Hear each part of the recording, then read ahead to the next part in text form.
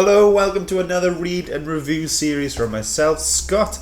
Welcome to the channel. You are watching Scott Shelf, and we are going to be reading issue 1 of the highly anticipated crossover, written by Donny CATES, published by Image, and I'm looking forward to this. This looks, just the cover looks a bit mental. From what I understand, this is as if a you know, like those big superhero comic crossover events. It's as if one of those comes into the real world. I think it's to do with a comic book shop owner, like they're involved somehow. But yeah, this is something I've been looking forward to for a while. This is cover A. For anyone who has this cover, do make sure to check out what this little cover is here, because if it's different, then apparently you've got a rare one. So do take a look out for that. Do have a look out for that. But how this is going to work, I'm going to read it. I'm going to time-lapse the read, so you don't have to watch me for 20 minutes. And then I'm going to review it live with an initial reaction to see what I thought of it instantly and honestly, and we'll see how that goes. And I'll give it a couple scores on the story, the art, and maybe the development, probably the development. But yeah, so first of all, I'm going to open this now. First time opening, I'm going to see who's done what. Ooh, it feels thicker than normal. Okay, so the story has been written by Donny CATES. The art was done by Jeff Shaw. Colours by D. Cunniff. Letters and design by John J. Hill. And there's a lot of other names in the credits here too. But we're going to get into this now. If you've got the book and you've already read it, great. Let me see if you think the same as me. If you haven't read it but you do have it, pause the video when I'm doing the time-lapse and give it a read and then jump back in. Yeah, what it says on the front here, I'm just going to read this before I start reading. It says, the world of the comic book is the world of the strong, the ruthless, the bluffer, the shrewd deceiver, the torturer, and the thief. In comic books, life is worth nothing. There is no dignity of a human being. And that was said by Frederick Wortham, maybe from a book called The Seduction of the Innocent. Yeah. And then it says underneath, Kids Love Chains by Todd McFarlane. I have no idea what that means. Hopefully we'll have some sort of, that will be cleared up in the book. But yes, here it is. I am very ready to read it, very excited, and I will let you know what I think. So here we go, let's get reading.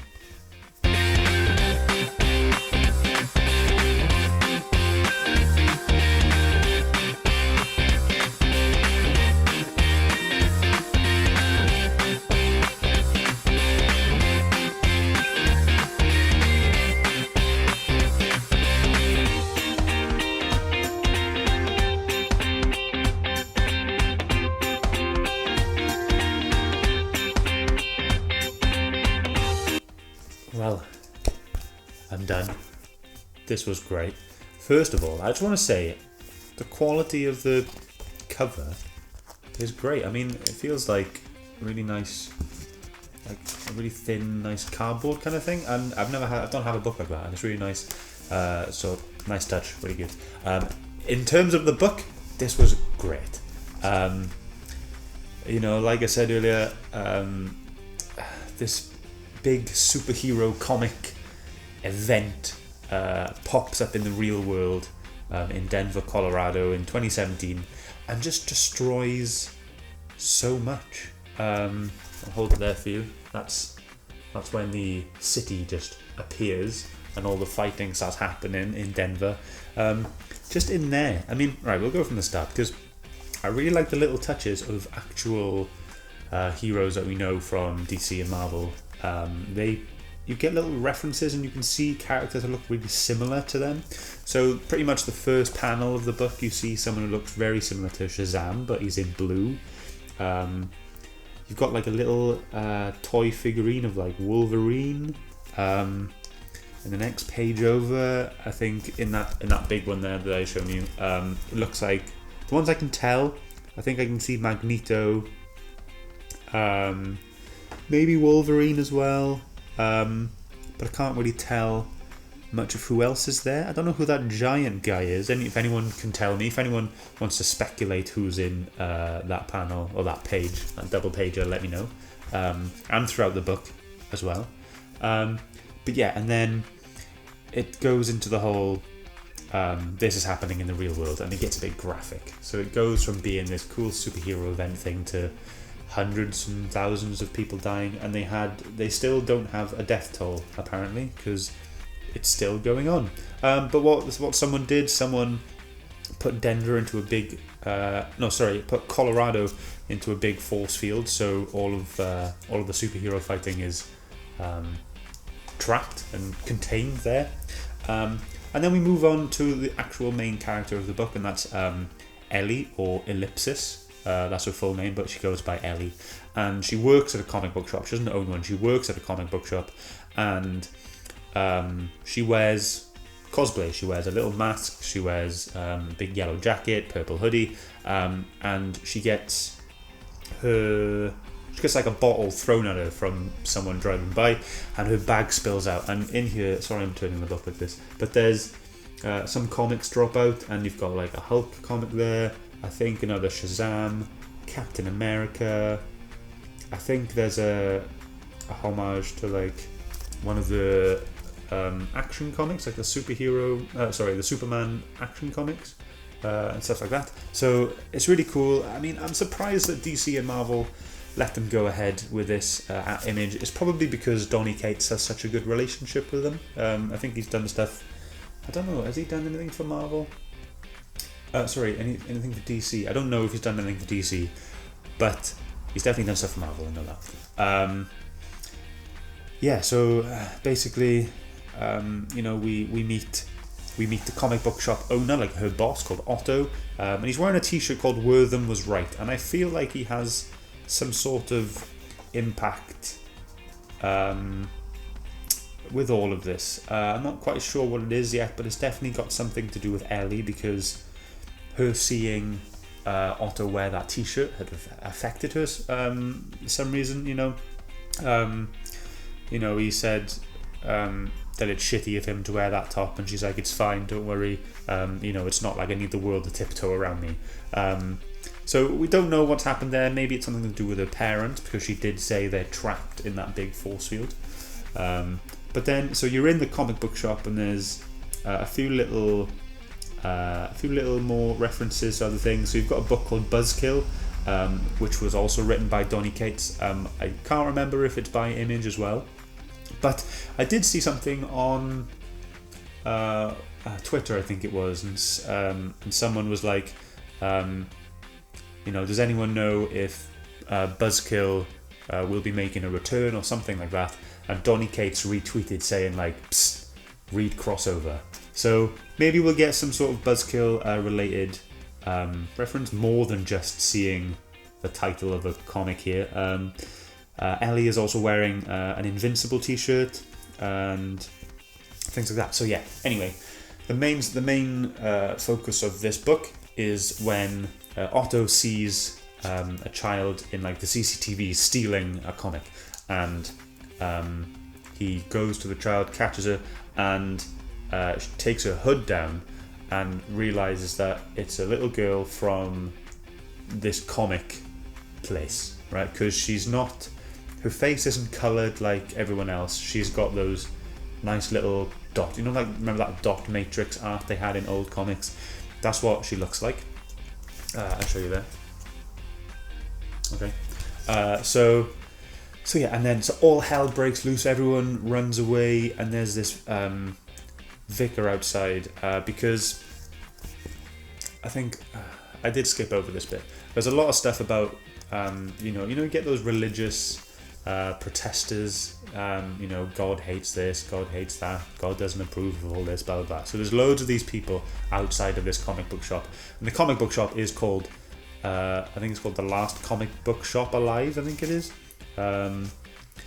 Yes, The Last Comic Shop Alive, that's what it's called. But anyway, so everyone runs out of this in panic, and this vicar and his son, called David, who is also apparently a main character in this, the vicar kind of forces him to fight back. He gives him a comic called the Super Squad, which has Superman, the Hulk, maybe like Captain Marvel or something in there, and maybe the Thing.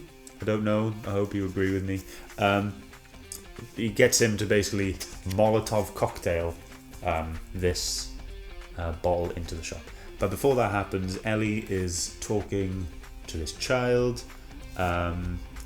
Do we find out her name? Sorry, bear with me. Oh. So Ellie asks for the name, but I don't think we see the name. No. Okay, that's strange. So at the moment we don't know this child's name, and she's holding a comic book of what appears to be Superman. But yeah, anyway, what happens then? So the little girl says that she can draw the man, and I think she's on about the man that's in the comic book, and it looks like Superman.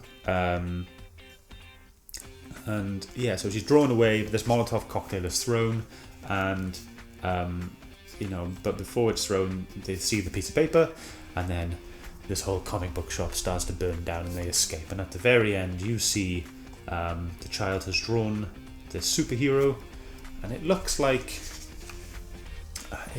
Superman, but I don't know. Like, it could be. I'll show you there. Sorry if that spoils anything, but yeah, and then that's the end of that. But this was really cool. I mean, the concept was awesome. Really enjoyed it there. Sorry, I'm just looking at the other pages on there. Also at the end there is a nice little thing from Donny CATES about how he wrote this whole series because he nearly died, and he had a bit of an epiphany, I guess. So yes, this was awesome. Okay, really enjoyed it. It was a really cool way to think about things. So this is a comic about the real world, about if comic book characters were real in this real fictional world. I hope that makes sense. But yes, there's a lot of things to think about here. So, it's all well and good having these comic book superhero events in the real world, but I think it's trying to get across how it would impact the real world. So you've got the religious protesters, you've got the panickers, you've got the people trying to get rid of the comic books. There is going to be like, this now puts comic book lovers at this kind of I don't know, maybe some sort of discrimination kind of thing. So people now hate people that like comic books in this era, and it's really interesting to think about. There are still people, like, this comic book shop is full of people, and it's considered a home for these people, but that's it. They're not going to get any more. Oh, there are also some, I just missed that, there's a Spider-Man picture there. God, this is a book you can definitely read a couple times and see some new stuff in the background, or read into more stuff in the writing. But yeah, there's definitely a lot going on. You've got the religious aspect. What is this child doing? What is her name? Why did she draw this character? Does she have some sort of power that can bring it to life? I have no idea. Is she something to do with all of this? Sorry, his name isn't David. His name is Ryan. Sorry about that. The vicar's son, his name is Ryan. I don't know what he's got to do with it. He is apparently another main character.